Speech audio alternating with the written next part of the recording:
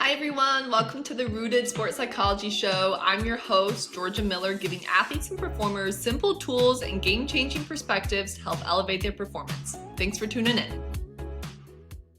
Today I'm talking about a big challenge I see more and more athletes having, and I bet if we asked a sports psychologist or a mental performance coach who's been doing this for 30 years, that they would agree with me that it's gotten continually worse. I call it the devil's game. And it's where athletes are playing to impress other people, playing for stats, and playing to not make mistakes. They are not playing their sport for its intended purpose. I'll give you an example here. Let's say a soccer player knows that her friends and family are coming to her game and she really wants to impress them, really wants to show them how good she is. She invests a lot of time in the sport. People know she invests a lot of time in the sport.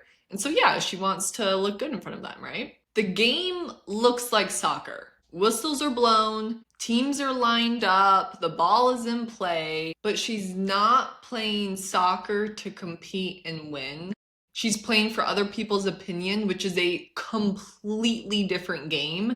And she's going to lose it every time because we cannot control other people's opinions and how they think and feel. You could have a lights out game and there's still going to be someone to bring up something negative that you did. That's just life. And athletes don't realize that they're doing this. This usually comes into play when they start getting really good at their sport and when they start getting more stats, more recognitions, more success.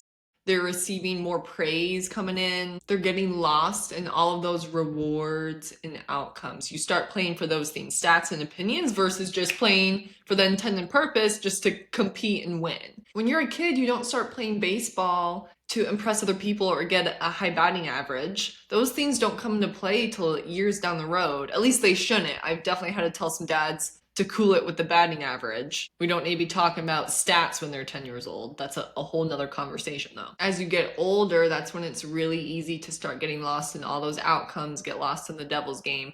And it's not fun and you're going to lose it every time because again, you can't control what other people are thinking and stats don't show everything. Stats don't show that amazing hustle play you had. And when you're getting lost in that devil's game, it's really selfish. When you're trying to play to impress other people and playing for stats to make yourself look good, it's all about me. How good am I and how good can I look here? And tying this back to everyday life, not just athletics, we all know that person who loves talking about their job and how much money they make, thinking it will impress other people.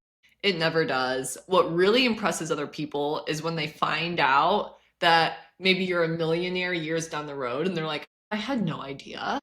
They like you for your character. People like you for how you make them feel, not for what you do. That's by putting your best foot forward and showing up and just being the best you can be every single day. And it's really important to consistently remind yourself of what your why is.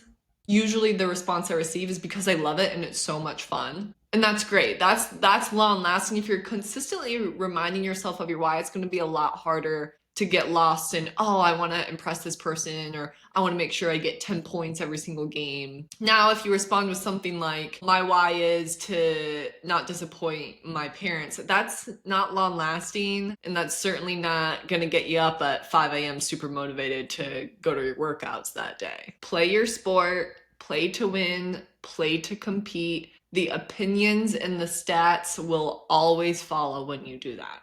Lead with your process and let all of those outcomes follow. Work hard, treat other people well. The success will come when you do that.